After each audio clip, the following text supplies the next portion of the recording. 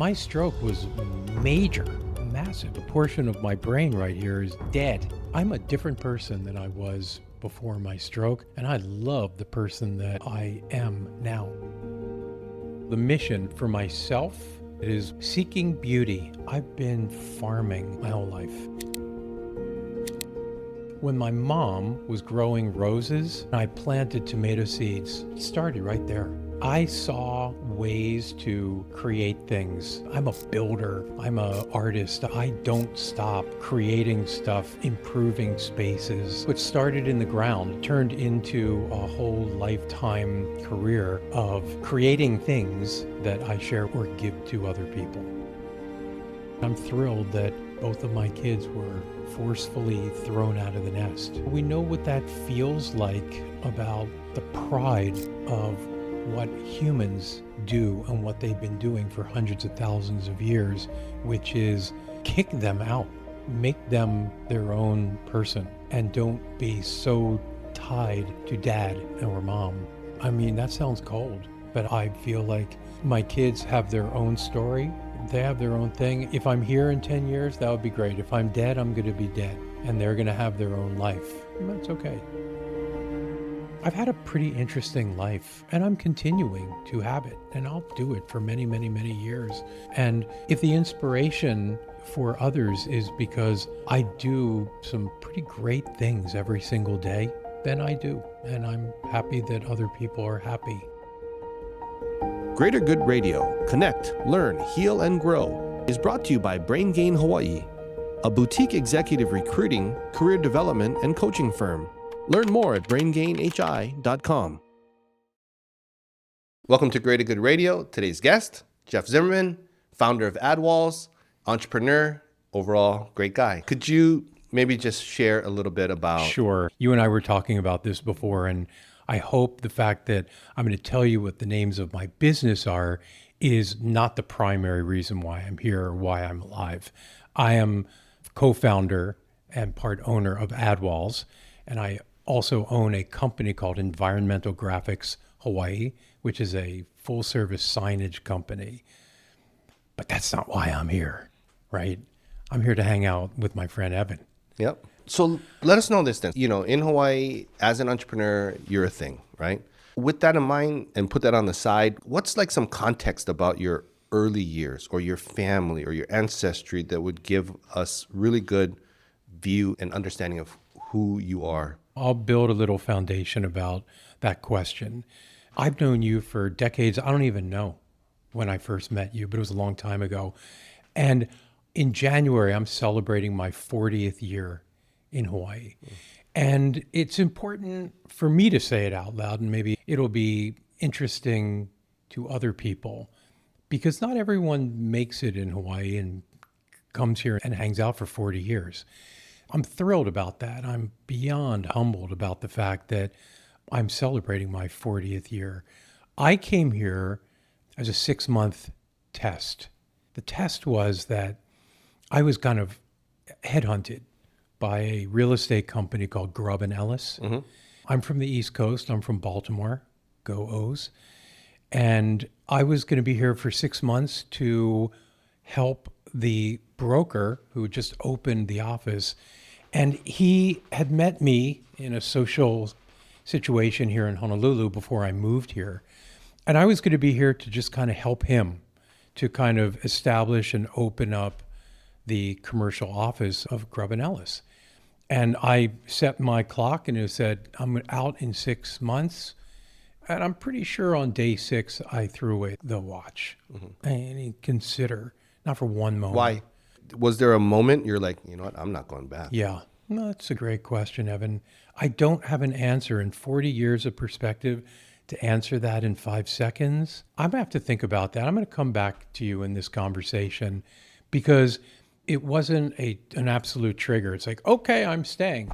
It's just that within a very short period of time, if Hawaii works with you, but more importantly, that you work with Hawaii, then you can stay and you can be part of the community and you could be part of the fabric of a big city like Honolulu. And I think that's probably the answer to the question. It's like I very, very quickly became friends with a bunch of people, socially, professionally, otherwise.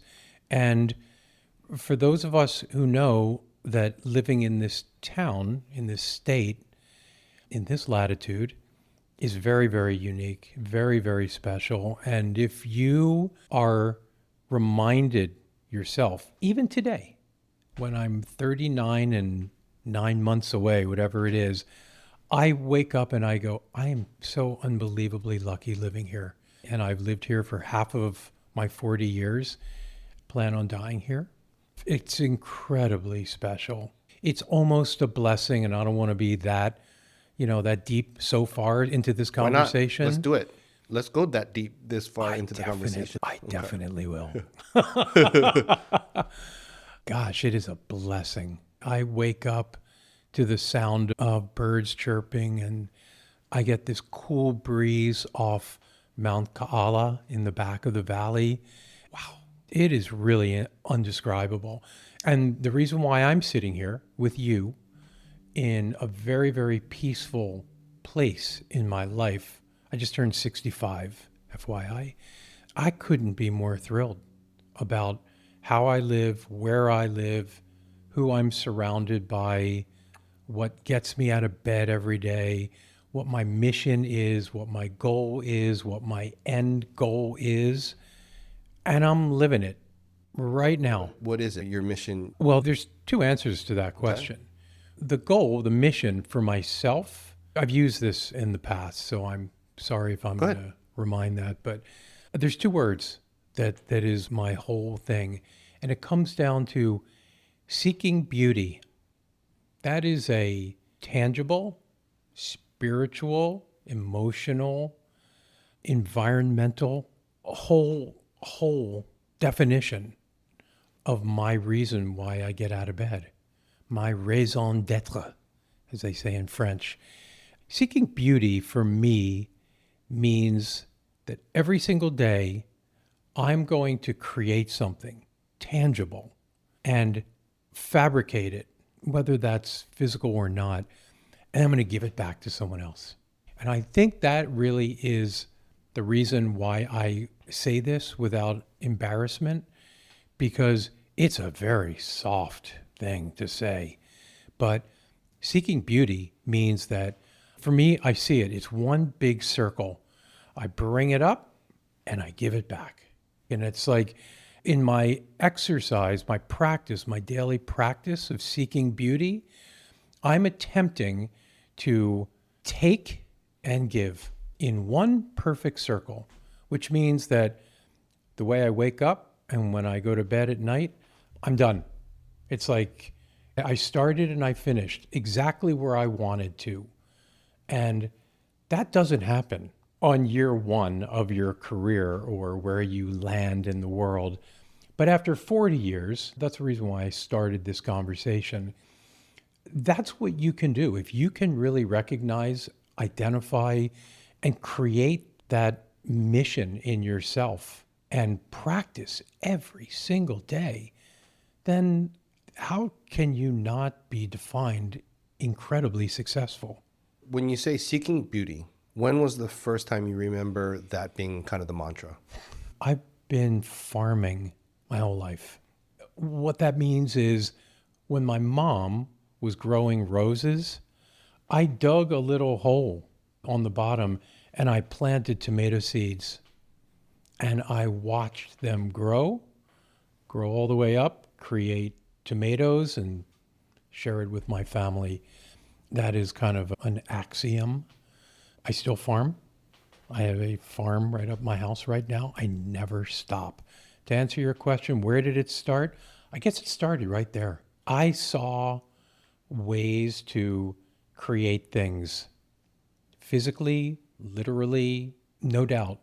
I'm a tangible guy. I'm a builder. I'm an artist. I don't stop creating stuff, improving spaces. I have hundreds and hundreds of clients, and I create things for them and give it back. And it's very exciting. So I think what started in the ground turned into a whole lifetime career of creating things that I share with people or give to other people. When you say seeking beauty, which my understanding then is your expression into the world and then back to an extent. Yeah. And listen, if you opened up the Merriam-Webster dictionary, I don't know that the definition of beauty is what I'm talking about, but it's the word I use. Seeking beauty for me is just it's a true exercise. I've said it a few times.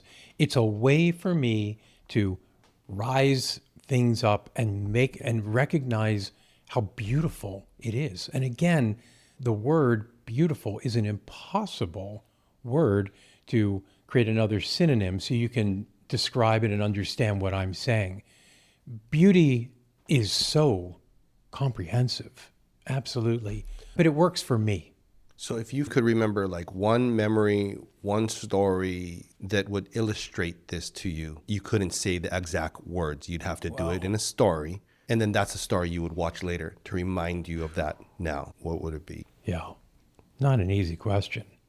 You're asking me to dig back in my memory, probably 50 plus years. Wow, that's so interesting. Again, without hesitation, I gave you the example of the garden, the plants. I'm probably going to go to there because, I feel like I grew up in a very idyllic place in a very interesting time. I grew up in the 60s and the 70s on the East Coast in a very peaceful time.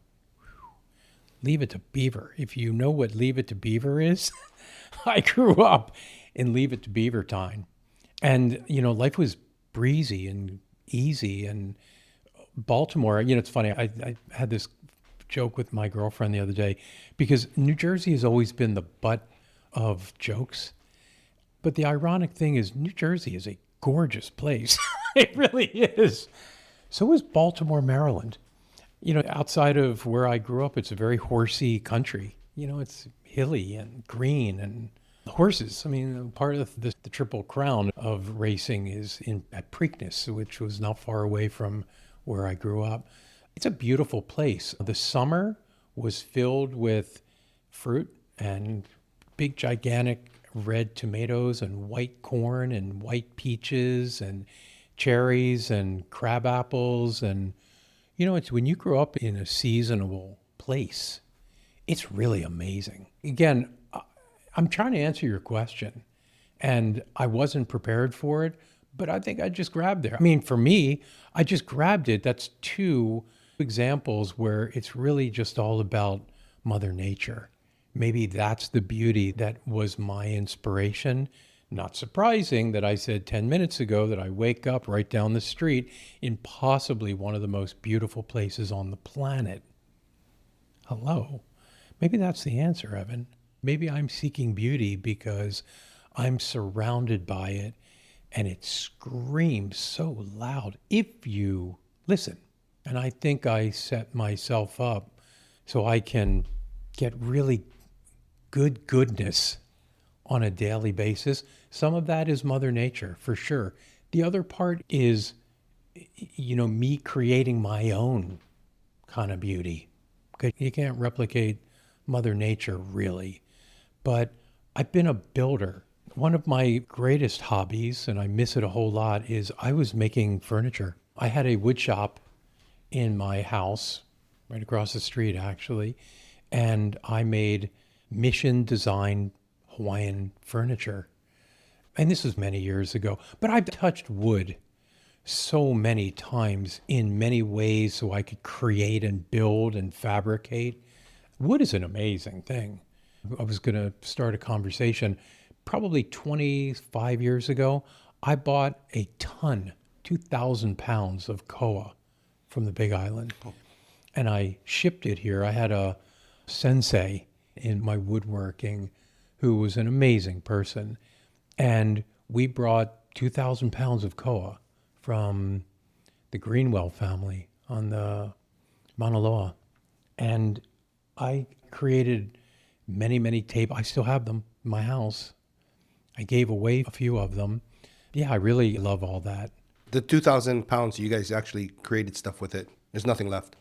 No, no, a quarter of it actually, James, my friend, created my bed, which is an heirloom.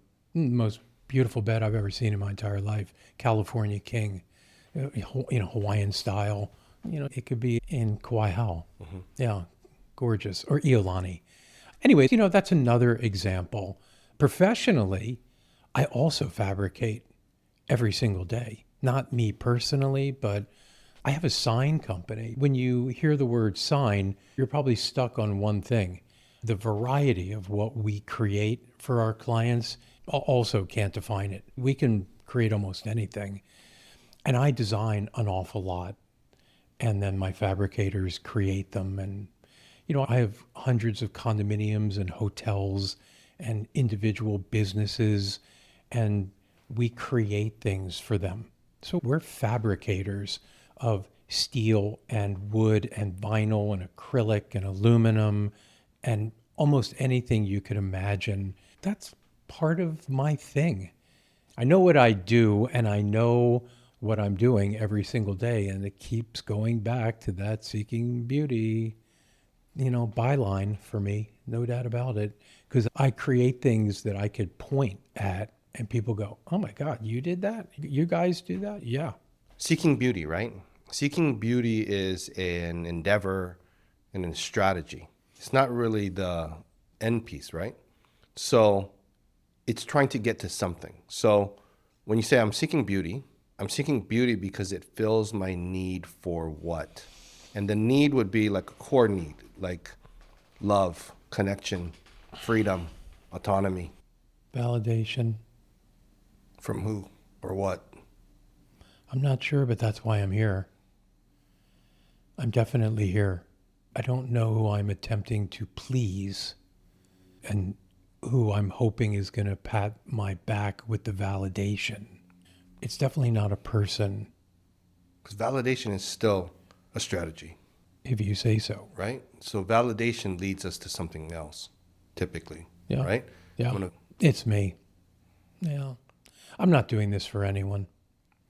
I do not seek awards or statues, none of that. I mean, it's rare that I would be here. I don't want to be in the newspaper. I don't want people knowing what I'm doing every day. I do this for you because I know this is beneficial for you, and that's great. I'm hoping I don't get one more like from this because I'm not seeking that at all.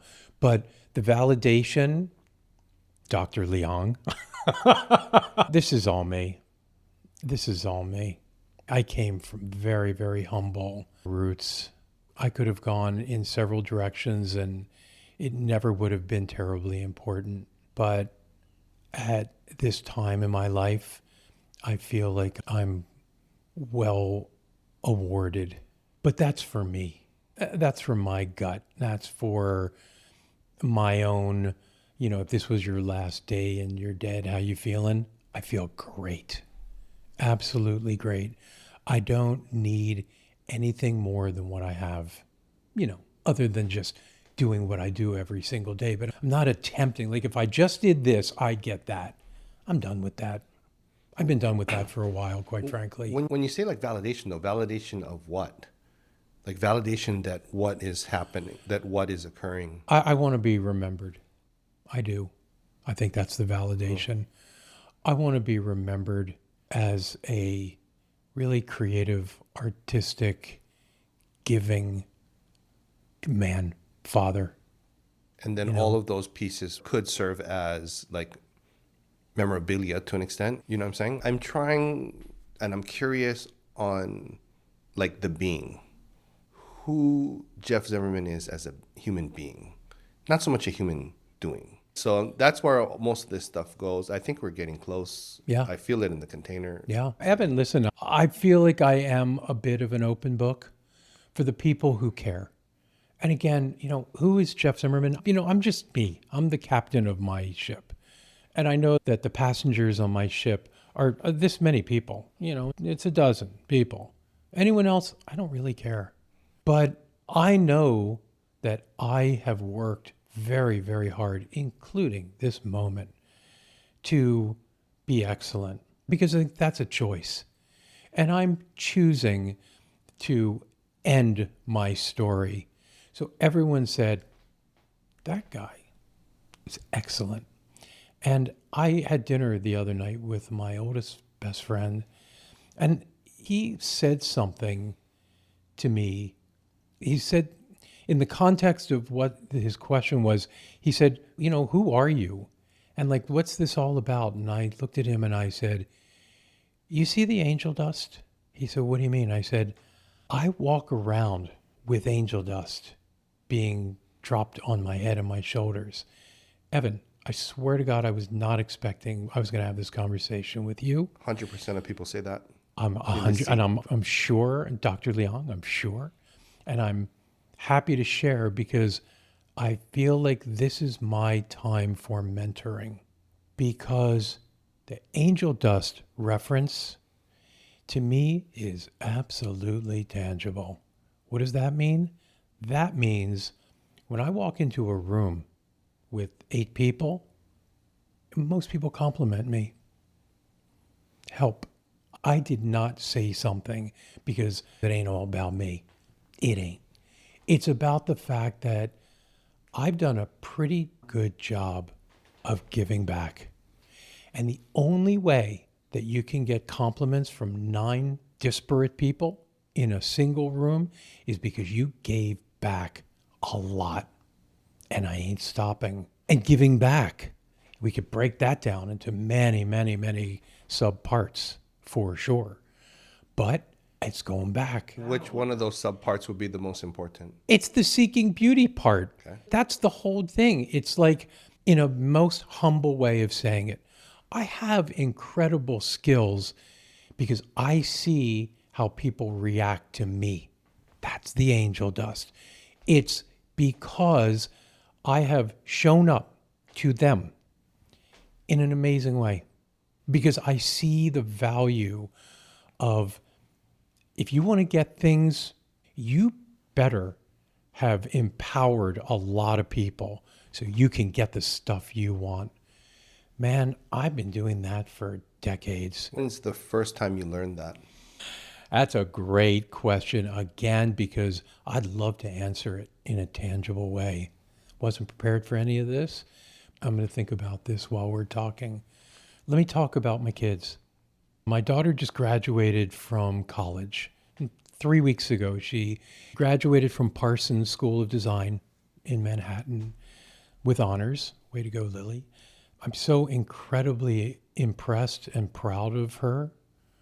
Here we go. I'm going to do this as unhumble as possible. I think I've been mentoring her for quite a while. And I look at her as this angel, and everyone freaks out when she walks into a room because she's been doing that thing. Maybe I guess she's been watching me. And it's really, really beyond satisfying that when your children turn into a part of yourself that you recognize that you like. Wow. That's pretty fantastic. The apple that fell not far from the tree. My daughter is definitely that. And where she's going to go, we shall see. But she's done an amazing job getting there. And I connect with her every single day. And I feel like the tangible results of all that I've been talking about is absolute in her, because I give her back and I mentor her and I assist and I share experience with her over and over and over. And it works really, really well. If you could only take one memory of your daughter with you, what would it be? Spending 3 weeks with her in Japan a year and a half ago, because, well, number one, I adore Japan. Talk about seeking beauty. Hello. Wow. Traveling with my daughter and my son was quite phenomenal. She's an adult, and grown up, and spending time with her every single day, sleeping in the same room with her, the first time I've done in like decades, and every meal, I'm so happy with who she has become. I have lots and lots of memories of kid parties and being in the ocean with her. And we had a father-daughter group for many, many years, which was invaluable, invaluable. Lily was 7 when we started and 14 when she was done. And we went Neighbor Island 15 times and here all over the place. And I have a lot of huge memories with me and my daughter. She went to Mid-Pac right down the street. I picked her up and dropped her off, 4,000 times. And she has a squad of girls. They're all exactly the same. They're all wildly impressive as young women. Pretty cool. So just watching how she has blossomed and turned into an adult makes me very, very, very happy.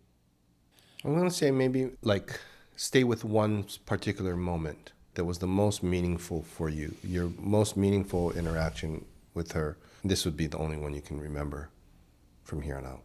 In Japan, it was bizarre. We were in a Buddhist monastery temple, Buddhist temple in Narita. Actually, the Narita shrine, they started construction in the year 942. I remember that. Dude, it's like 1,400 years old. And Lily and I sat through a ceremony or a service, and there was a moment. It's one of those things. You ask the question, here's the answer. They hit the gong. And I think she and I kind of had like a out-of-body experience. Bizarre. I've been thinking about that. I'm not sure what that was all about. And I've had some interesting moments in my life where you could almost define it. It's like out of body. So that was too. But when it was done, I looked at her. She was right here. She looked at me. I'm like, what was that? It's like, I don't know where she and I went for a millionth of a second, but something interesting happened because I'm still kind of like, what was that all about? And we shared it. It's kind of cool. In the out of body piece, you went out of body and met together, or what? Do you I don't think so. I think we had a shared experience, and it was kind of the acknowledgement of like, what the heck was that? Like we all looked at the UFO at the same moment. It was right there, right? That kind of a thing. And then your son. My son, he's 20. His name is Asher. Asher is all young man. I'm very proud of him because I think he's had a challenging childhood. And I think he's very recently figured out exactly what he wants to do. And he's doing it. And again, like I said before, all I've attempted to do was mentor and help and assist and lift. And boys are different than girls, right? Really, really different. Boys are challenging. But Asher is a really, really great place. He's starting school actually next week. He is going to Universal Technical Institute. He's studying auto mechanics and probably will expand that to truck mechanics, maybe electric, we shall see. And he's doing what he wants to do. And that to me is the satisfying part because we all know that not every person goes through a traditional trajectory of what you're supposed to do when you're a kid. Asher definitely struggled in school, traditional school. Couldn't be thrilled that's all over because he, kind of like what I was going to say before about Lily is, he is part of me. He's an artist. My son is an absolute artist. To define that and start listing all of those attributes, to be determined, but my son is absolutely an artist. And for him to go to a technical school that was going to give him all of the time and focus on what he wants to do with his hands, and he loves engines and cars, that's marvelous. I'm thrilled that he's doing a non-traditional school track, and I think he's going to kill it. I'm not sure exactly where he's going to end, but I'm super proud of him as well. What would be a story that would give us an example, like a good idea of his art? He's a great artist with his hand. He draws. I think it's also very much Japan inspired. He watched anime his whole life. And he does an awful lot of drawing that has that anime. Manga? Yeah, it's Maya, exactly. So I think I've seen that for many, many years. And I think I could see how Asher could design, maybe create cars or parts of cars, customizing, because he has that, kind of swooshy kind of a way. But I see the Japan portion too. Also, Japan is an amazing place for cars. They're car crazy over there. So he lives in Los Angeles, also car crazy. So again, I'm thrilled that he's got a tangible way of being loud about what he wants to do with his hands. That's really cool. And he's gone from here, from Hawaii. And I'm thrilled that both of my kids were forcefully thrown out of the nest. Were they forcefully thrown out of the nest? I don't want them to live in Hawaii for a while. I would love for both of them to come back. I don't think this is the greatest place to start a career. Got to go and don't come back for a while. Lily just moved into her new apartment in Brooklyn, and I can't imagine that she would come back here for 10 years, and I hope she doesn't. And again, Hawaii has so many special parts, but based on my experience for 40 years, I think it's better to create something and identify yourself and then come back to Hawaii. Hawaii is definitely its own thing. We have our own identification. And I think maybe that's part of the reason why I said that I made it here, is because I figured out how to have my own identification in the place called Hawaii. We all know, if you live in Hawaii, you know what that feels like. Hawaii is so powerful in its own identification and individuality versus the continental U.S. And there's a lot of power in it, for good and for bad. And in this particular case, I'm just trying to answer the question, about my kids. I think if my kids created their own thing, their own story, their own brands, their own companies, I think it's a better way of coming back to Hawaii. I think we're kind of stuck as a community. We're stuck in a lot of patterns, and that's what I'm attempting to do by forcefully getting them out of here, because I don't like all the patterns here. So create your own story, have your own power, and come back to Hawaii. And both of my kids are keiki o ka aina, for sure. They absolutely adore this place. If you said 10 years, but what if you weren't alive for 10 years? You'd still say that? Well, then I'll be dead. You and I have kids about the same age. So, we know what that feels like, about the pride of what humans do and what they've been doing for hundreds of thousands of years, which is kick them out, make them their own person, and don't be so tied to dad or mom. Yeah, I mean, that sounds cold, but I know where I'm coming from on this. I feel like my kids have their own story. They have their own thing. If I'm here in 10 years, that would be great. If I'm dead, I'm going to be dead. And they're going to have their own life, for sure. And that's okay. So with your son, what would be your favorite memory with him? That's crazy. He went surfing with me when he was probably 4 at Tongs. But inside Tongs, it's all reefy and it's all gnarly. But I have this picture of pushing the board and him picking up. You can see all those buildings right there on the Gold Coast. And he looked at me with probably the biggest smile I've ever seen. And again, that was a fleeting memory.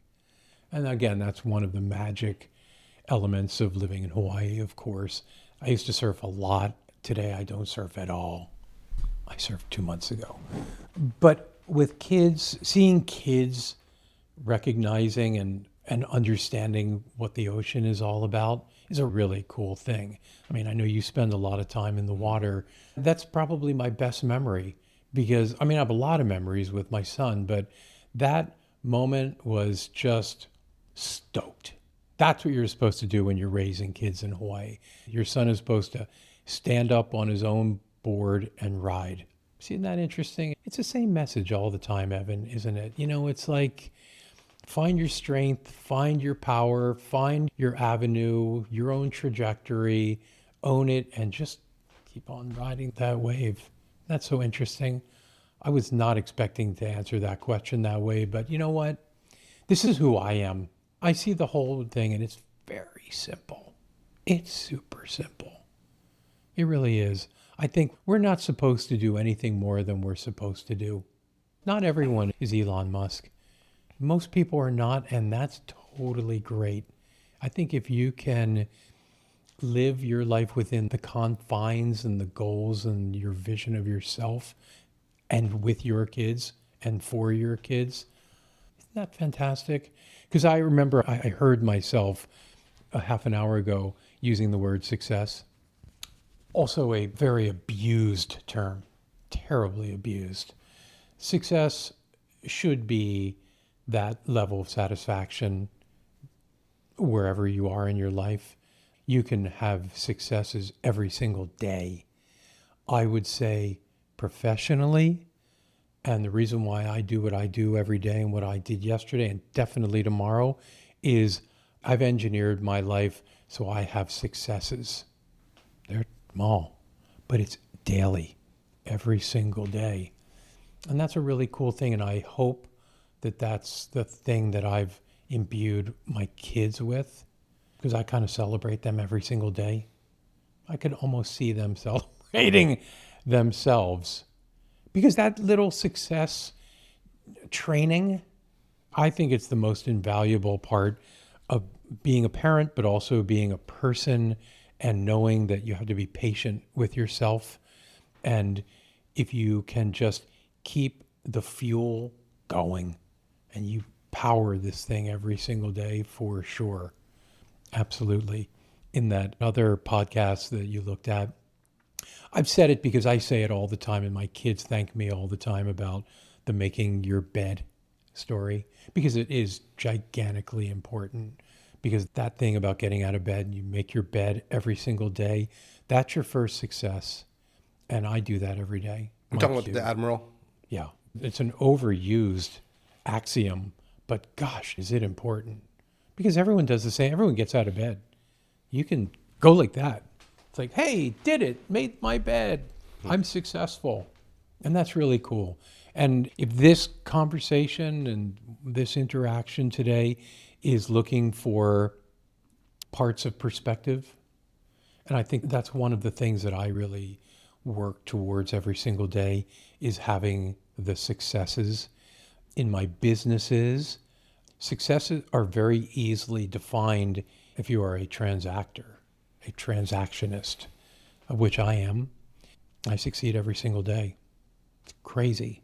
And the level of confidence that comes with it is invaluable. Transaction, what do you mean by that? Well, I have a few businesses and I make transactions every single day. I sell. That's a lovely way of saying I'm a salesman, but I have to sell. We all have to sell every single day. Every person has to sell. And if you don't think, you're lying. So I sell my products, my services professionally every single day. I've engineered it that way. How much of it is transaction? How much of it is relationship? It is all. It's all one big giant thing.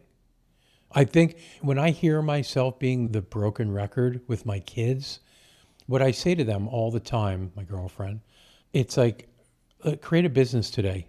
Maybe create another one next week. Because I know the internet was kind of God-given.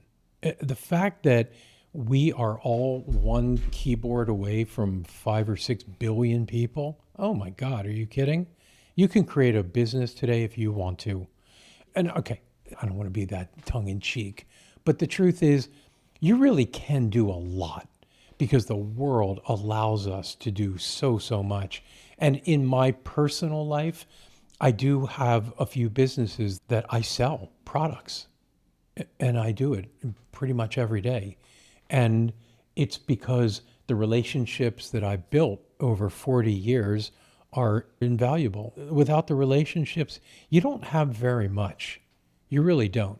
If you don't foster it every day, not all of it, but if you foster one at a time, it's kind of like that whole giving back thing.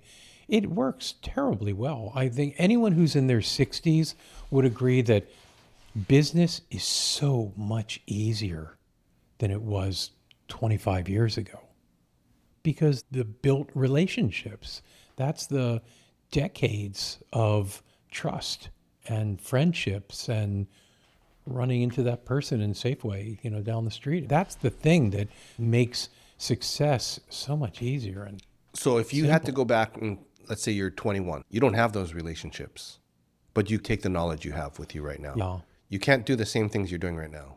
yeah. What would you do? I saw something yesterday that I'll answer the question with. Someone started a AI powered individual, but the individual wasn't real.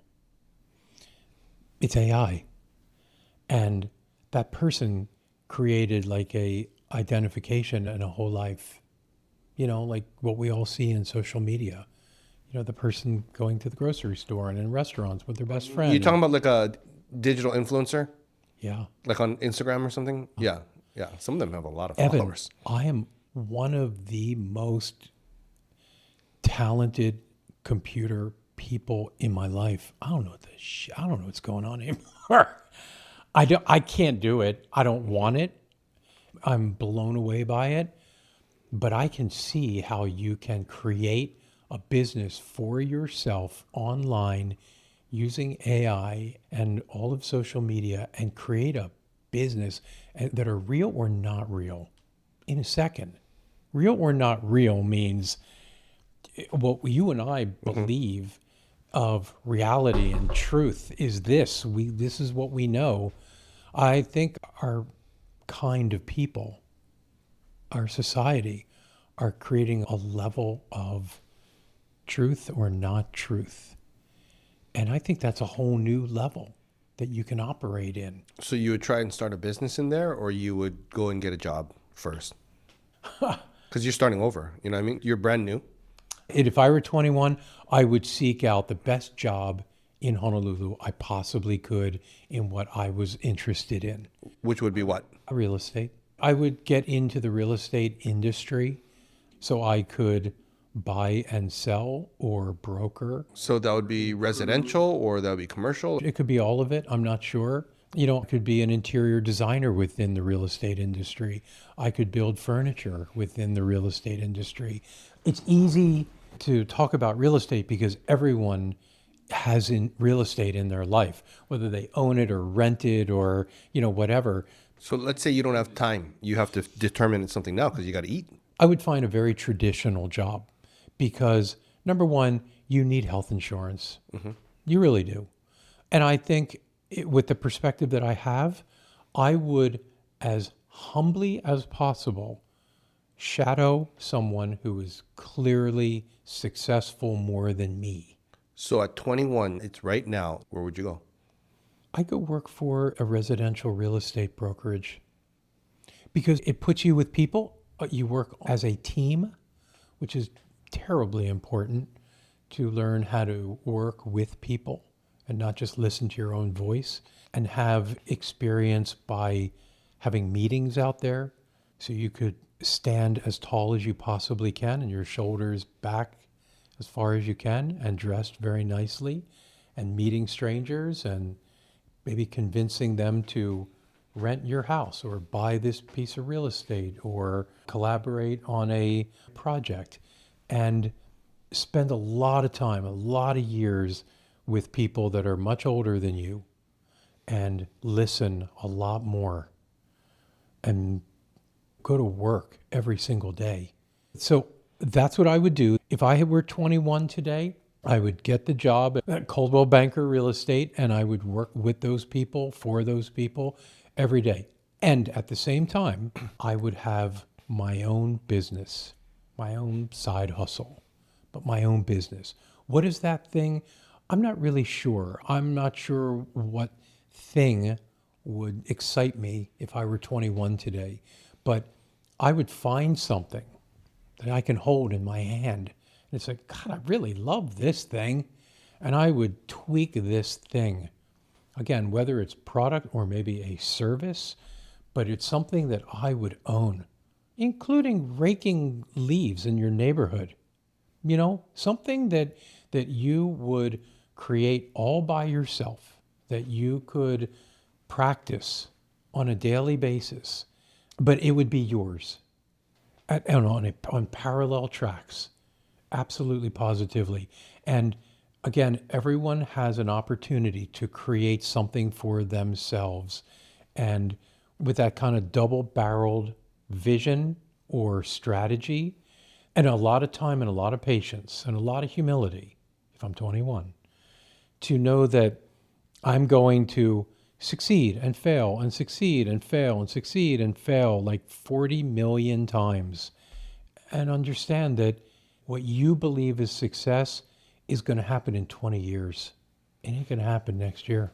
Probably not going to happen in 7. And that's okay. Because I think that statistically, most people take years to self-identify, create skills that can only happen in practice, practice, practice, practice. I did yoga this morning. I hate it and I love it. What kind of yoga? There's a woman on YouTube. It's called Yoga with Adriene? Oh, yeah. Everyone knows. Yeah. It's 20 minutes. I don't think I've ever done twice. Oh, so you just did it at home? I do it at home, and my body's kind of creaky. You know, I'm pretty active, but my body's kind of creaky. But, you know, it's interesting that they call it yoga practice. I always love the fact that doctors practice. You know, guys that are 70 years old, they still have a medical practice. It's a wonderful word. If you can really grab your head around it, it's like you have to practice your whole life, which is okay, as long as you acknowledge it. What you don't acknowledge is that I'm going to be wildly successful, you know, in 2 years from now. No, you're not. And it's okay. So a while back, you had a stroke. What was the lessons for you in that? The biggest takeaways or the hardest thing that you went through, but you had to go through? I wasn't living terribly well emotionally. You know, I'll keep a lot of the details out of this, but I think your body tells you what's going on. And I was in a wrong place, in the wrong thoughts, and I literally blew a gasket. A stroke is just a blood vessel or a group of blood vessels that gets stuck in an artery, you know, here or here. You know, physiologically, it's really not that traumatic because all it really is just blood cells. In this particular case, and a lot of people's cases, if you are really wound up and you are really stressed out, gigantic stress, you can like boil. You know, I said it before, it's like blowing a gasket. Like a car can blow gasket because too much pressure. It literally breaks through the seal. And that's what happened to me. My stroke was major, massive. You remember, obviously. Physiologically, a stroke can screw you up. So were you close to death on that?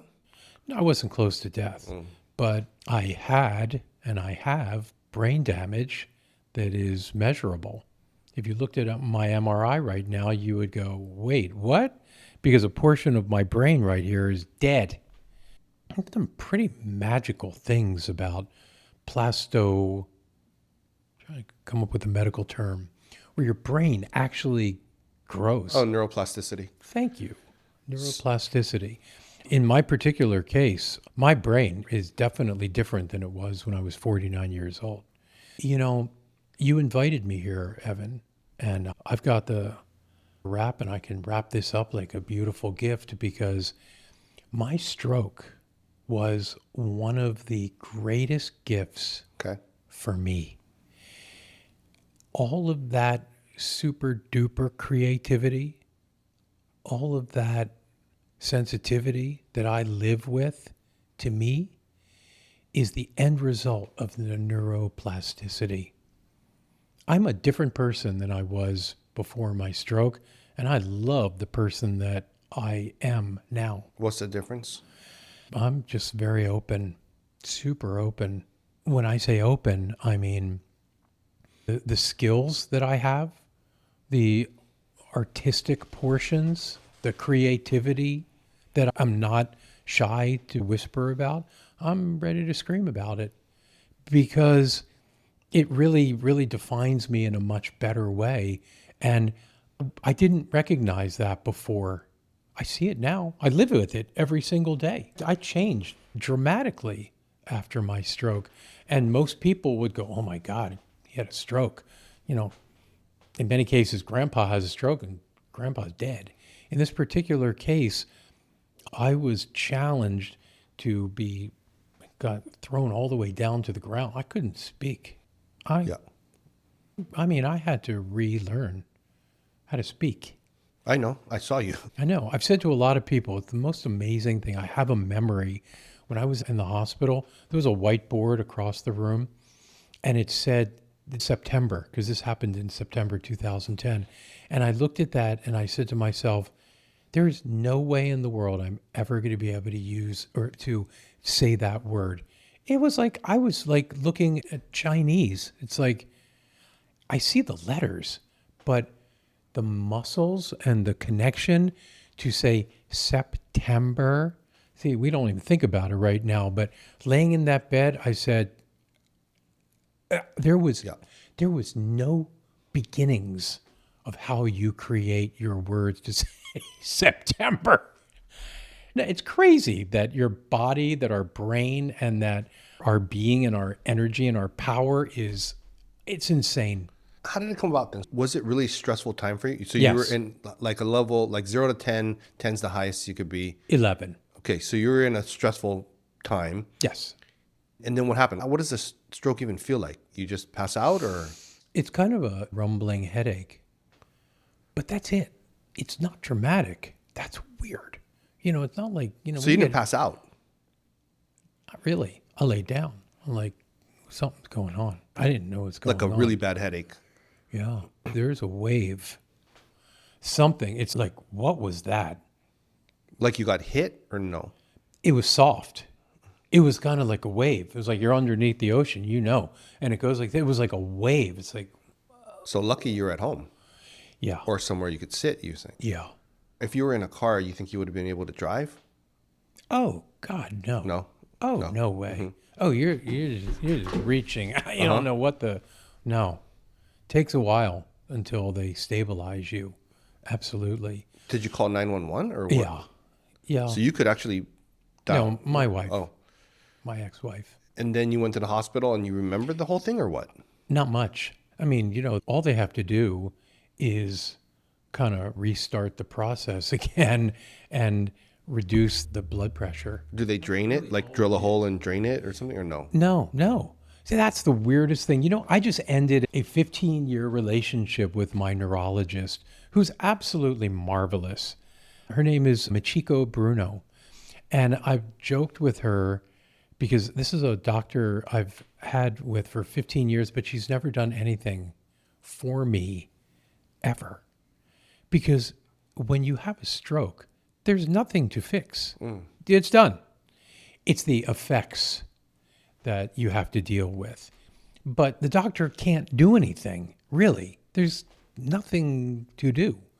You'd have to get inside, that little brain miner in there, start rebuilding. There's no drugs. There's no nothing. There was nothing. So it was almost like a restart. Hard restart. Right? Evan, it's like the dead wood in bowling. Yeah, you just like restart. That's what's so cool about our bodies and about our beings and about the truth.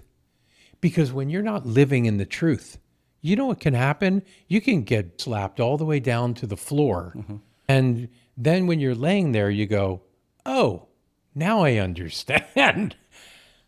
And in that particular case, yeah, I mean, I've had many conversations with people with stroke, no doubt about it. It is a hard reset.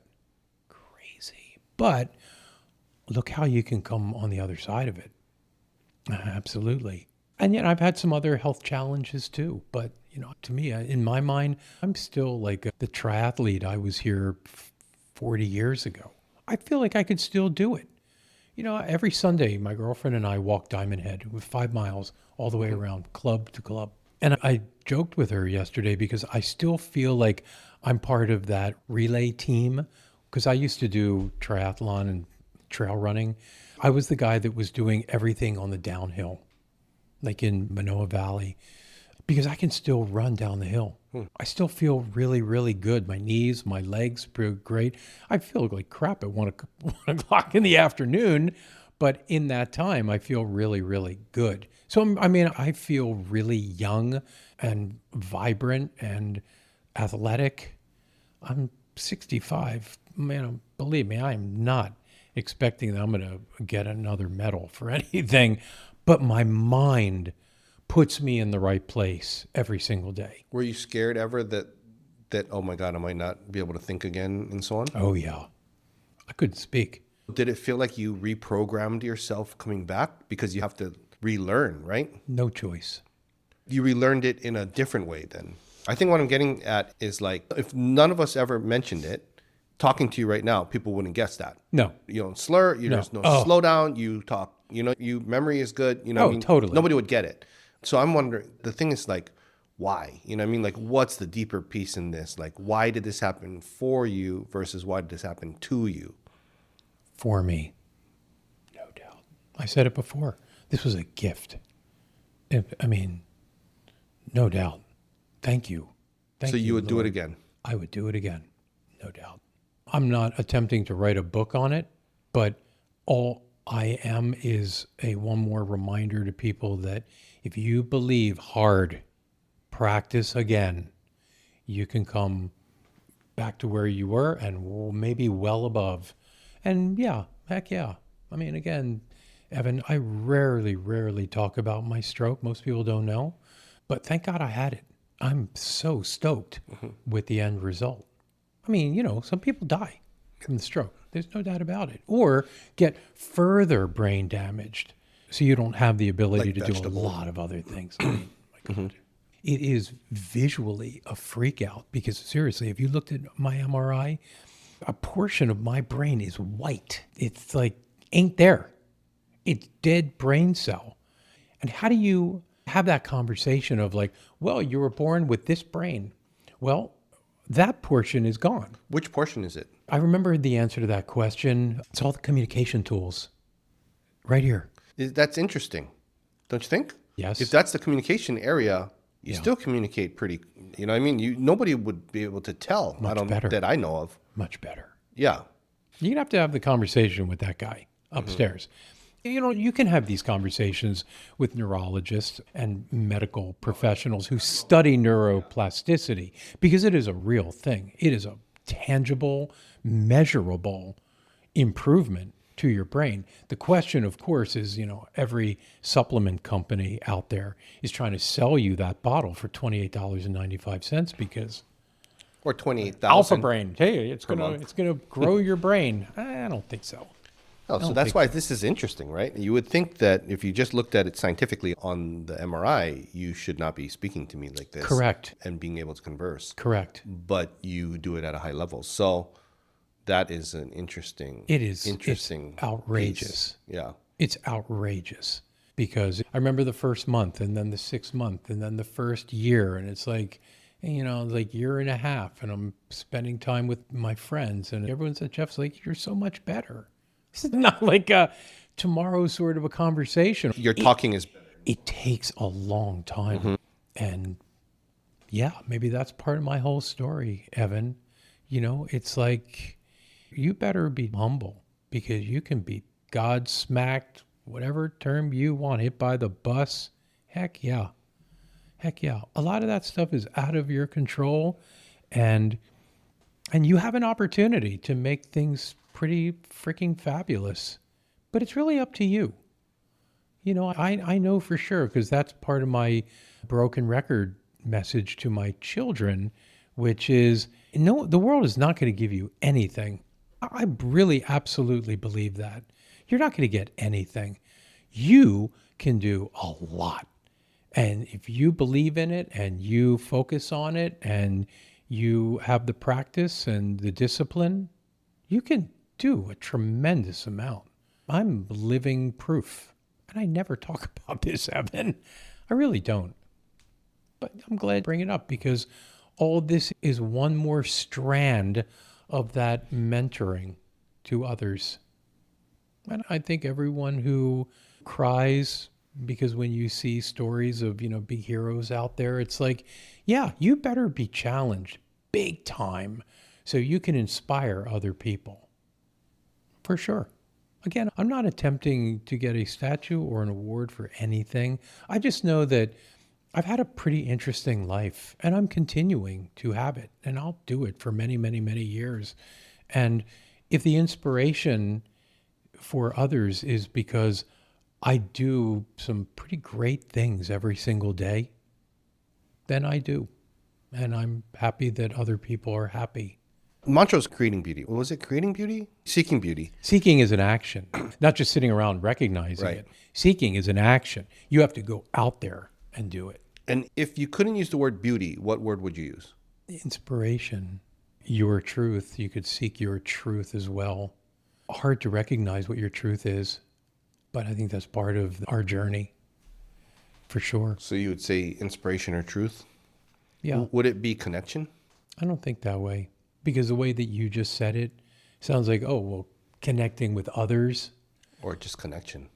I'm Connection already with connected. nature. I'm already connected. It's interesting that you should say that. I feel like I almost push back on that. It's like, nah, I don't do that. I don't do that because I'm already there. I'm hyper connected. I mean, that's curious about. You're really good at this. Huh? You're really good at this. These are things I'm not really thinking about. Yeah, the reaction But was an interesting reaction. And I like the answer because I said it again. I feel I'm hyper connected to the people that I want and the places that I want or the environments that I'm in, for sure. Because I think you have to be well aware that your eyes have to be wide open. And that comes before the seeking beauty, or the seeking beauty builds the connection? I think the seeking beauty is after the connection. I think you have to be well aware of yourself first. Again, that's not something you're going to find when you're young, I don't think. I love the gray hair. I say this all the time. It's funny, when we're in our 20s and 30s and even our 40s, it's like you're just holding on to that youth, that, the $1 million smile and, all that stuff. It's like now in my mid 60s, bring it on. I am not interested in being younger. Honestly, I'd rather be older. How old? Like what age? I think I'll probably be dead at 85. But I'm looking forward to my 70s. I'm really cool about that. Why?